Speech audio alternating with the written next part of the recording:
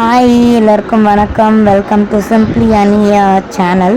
So இன்றைக்கி வந்து Tiruvannamalai second கிரிவலம். இன்றைக்கி சித்ரா பௌர்ணமி, அதுக்கு தான் கிளம்பிட்டுருக்கோம். ஸோ பாப்பா கூட்டிகிட்டு அம்மா வீட்டில் விட்டுட்டு அதுக்கப்புறம் நாங்கள் அங்கேருந்து கிளம்பாக்கம் பஸ் ஸ்டாண்ட் போகணும். ஸோ நாங்கள் கரெக்டாக வீட்டிலேருந்து ஒரு 5 o'clock என்னமோ இருக்கோம் நாங்கள் கிளம்புனோம். அண்ட் ரீச் ஆகும்போது பார்த்திங்கன்னா 5:30 ஆகிடுச்சு. ஸோ இப்போது இங்கேருந்து ரேவந்தோட ஆஃபீஸ் ஃப்ரெண்ட்ஸ்லாம் வராங்க. ஸோ அவங்க கூட தான் நாங்கள் வந்து சேர்ந்து போகிறோம். இப்போ கிளம்பாக்கம் பஸ் ஸ்டாண்ட் வந்ததுக்கப்புறம் பார்த்திங்கன்னா சரியான க்ரௌடு. பஸ் எல்லாம் வந்து ஒரு பயங்கர ஸ்லோவாக தான் போகும். நிறைய ஸ்பெஷல் பஸ் இருந்தாலுமே க்ரௌட் ஜாஸ்தியாக இருக்குது அப்படின்ற மாதிரி எங்களுக்கு இன்ஃபர்மேஷன் வந்தது. சில பேர் அந்த பிளாட்ஃபார்ம் தாண்டி ஷார்ட்கட்டில் போகிறதுக்கு இங்கே பார்த்திங்கன்னா இந்த இதில் பேரிகேடெல்லாம் உடச்சிக்கிட்டு தாவிக்கிட்டுக்கெலாம் போயிட்டு இருந்தாங்க. அதுக்கப்புறம் பிளாட்ஃபார்ம் நம்பர் 7 எங்கே இருக்குன்றது வந்து இந்த போர்டில் பார்த்தோம். அதை பார்த்து தெரிஞ்சுக்கிட்டோம். அதாவது திருவண்ணாமலை ஸ்டாப்பிங் பஸ்ஸஸ் எங்கே வரும், பிளாட்ஃபார்ம் என்ன அப்படின்றதுலாம் வந்து தெளிவாக இந்த மாதிரி என்ட்ரன்ஸில் கொடுத்துருக்காங்க. ஸோ அதை பார்த்துட்டு நாங்கள் வந்து நடக்க ஸ்டார்ட் பண்ணுவோம். கிட்டத்தட்ட கிளம்பாக்கம் பஸ் ஸ்டாண்ட்லேருந்து உள்ளே போகிறதுக்கே ஒரு 1/2 hour ஆகிடும் போல். அந்தளவுக்கு பெரிய பஸ் ஸ்டாண்ட். இது எனக்கு செகண்ட் டைம் கிளம்பாக்கம் போகிறது. நான் இந்த பஸ் ஸ்டாப் போகிறது. ரேவந்தோட ஆஃபீஸ் ஃப்ரெண்டு ஒருத்தர் மட்டும் தான் இப்போ வந்திருந்தாங்க. இன்னும் ஒரு 5 பேர் வர வேண்டியது இருக்குது. ஸோ அவங்களுக்காக தான் வெயிட் பண்ணிகிட்ருக்கோம். இப்போயே அரௌண்டு 6:30 ஆயிடுச்சு.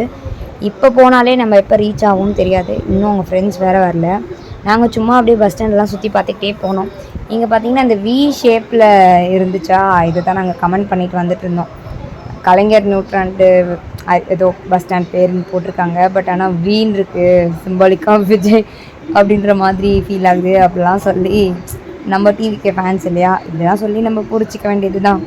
அப்புறம் எனக்கு இந்த பஸ் ஸ்டாண்ட் செட்டப் பிடிச்சிருந்தது, நல்லா இருந்துச்சு. எஸ்கலேட்டர்லாம் இருந்து, அப்புறம் அந்த மேலே ரூப் செட்டப்லாம் ரொம்ப பிடிச்சிருந்தது. பட் பெருசாக எடுக்க முடியல, ஏன்னா இன்னும் அந்த பப்ளிக் இது எனக்கு இருக்குது.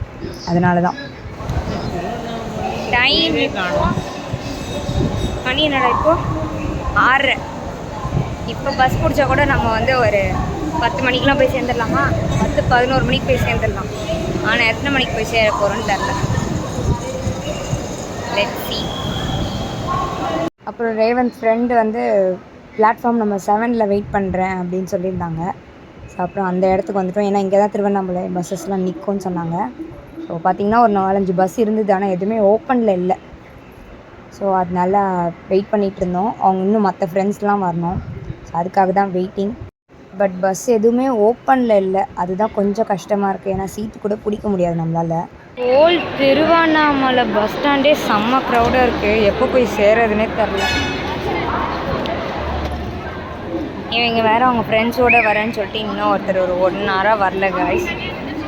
ஒருத்தர் 1 hour வரல. அவருக்காக வெயிட் பண்ணி இப்போயே எங்களுக்கு டைம் ரொம்ப நேரம் ஆயிடுச்சு. இன்றைக்கி எத்தனை மணிக்கு போய் சேர போகிறோன்னே தெரில. இதெல்லாம் பார்த்திங்கன்னா இப்போது திருவண்ணாமலை பஸ் ஸ்டாண்டுக்கு கேளம்பாக்கம் பஸ் ஸ்டாண்டுக்கு நாங்கள் வரும்போது அரௌண்டு 7 o'clock கிட்ட ஆயிடுச்சு. இப்போ மணி 7:30 ஆயிடுச்சு. இவங்க ஃப்ரெண்ட்ஸ்க்கு அங்கே வரத்துக்கே இன்னும் ஒரு இந்த லைட் வேறு இன்னும் சுற்றி லைட்டாக இருக்கே. இன்னும் எவ்வளோ நேரம் ஆகும் தெரில. இதில் வந்து பஸ்ஸு ஃபுல்லாக க்ரௌடாக இருக்குது. ரோம்பேட்லேருந்து நாங்கள் கிளம்பாக்கம் வரதுக்கு ஒரு 1/2 hour ஆகிடுச்சு. ஆனால் இங்கேருந்து நாங்கள் திருவண்ணாமலை போகிறதுக்குள்ளே ஆல்மோஸ்ட் 2-3 ஆகிடும் போல். இவ்வளோ கூட்டமாக இருக்குது. இன்றைக்கி செம்ம க்ரௌடு பஸ் எல்லாம்.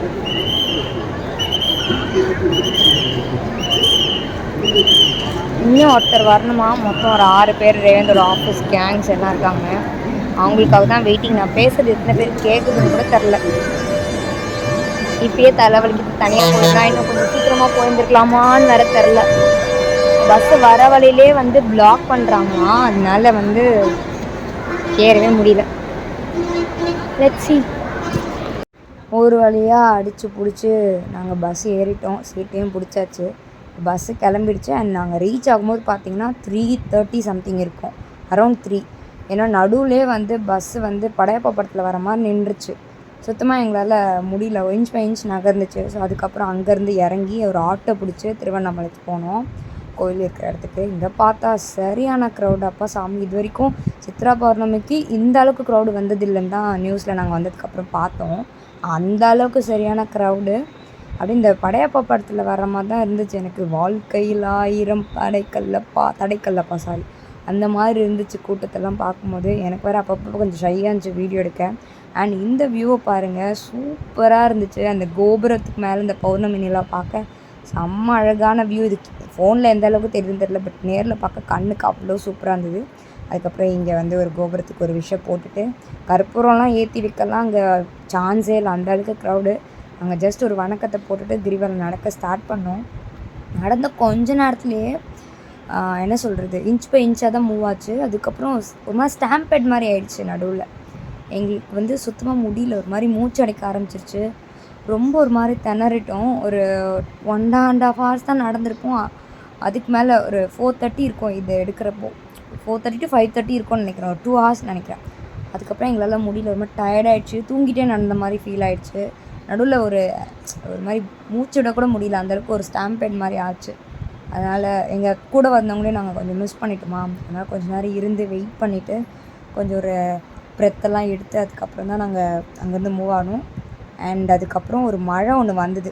அதனால் இந்த மார்னிங் வெயிலேருந்து நாங்கள் கொஞ்சம் தப்பித்தோம். வெயில் வரும்னு நினச்சோம், பட் வெயில் வராதுக்குள்ளே நாங்கள் தப்பித்தோம். இந்த க்ரௌடை பாருங்கள் எப்படி இருக்குது பாருங்கள். இந்த க்ரௌடில் தான் நாங்கள் வந்து 7 hours ஆச்சு எங்களுக்கு கம்ப்ளீட் ஆக. ஒரு வழியாக 7 hours போராட்டத்தில் 9 o'clock நாங்கள் வந்து கரெக்டாக கிரிவலம் முடித்தோம். யூஸ்வலாக 3.5 hours முடிக்க வேண்டியது, பட் இன்றைக்கி வந்து 7 hours இழுத்தடிச்சிது. பட் ஃபைனலி சக்ஸஸ்ஃபுல்லி நாங்கள் முடிச்சிட்டோம். ஸோ ஈசானிய லிங்கத்தோடு நாங்கள் வந்து கம்ப்ளீட் பண்ணிவிட்டு அங்கேருந்து நேராக பஸ் ஸ்டாண்ட் தான் போனோம், வேறு எங்கேயுமே போகல. எதோ இருந்தாலும் நம்ம வீட்டில் போய் பார்த்துக்கலாம் அப்படின்னு சொல்லிட்டு ஒரு ஏசி பஸ் பிடிச்சோம், நேராக வீட்டுக்கு வந்தோம். அதுக்கப்புறம் கம்ப்ளீட் ரெஸ்ட்டு தான். ஸோ இந்த வீடியோ உங்களுக்கு கண்டிப்பாக பிடிச்சிருக்கோன்னு நினைக்கிறேன். பிடிச்சிருந்தா லைக், ஷேர் அண்ட் சப்ஸ்கிரைப் பண்ணி வச்சுக்கோங்க. கொஞ்சம் சப்போர்ட் பண்ணுங்கள் நம்ம சேனலுக்கு. ஸோ இந்த மாதிரி இன்ட்ரெஸ்டிங்கான விலாகோட நெக்ஸ்ட் நான் மீட் பண்ணுறேன். அடுத்து 3rd கிரிவலத்தோடு நான் உங்களை மீட் பண்ணுறேன். ஸோ அது வரைக்கும் பாய் ஃப்ரம் அனிதா. பாய்.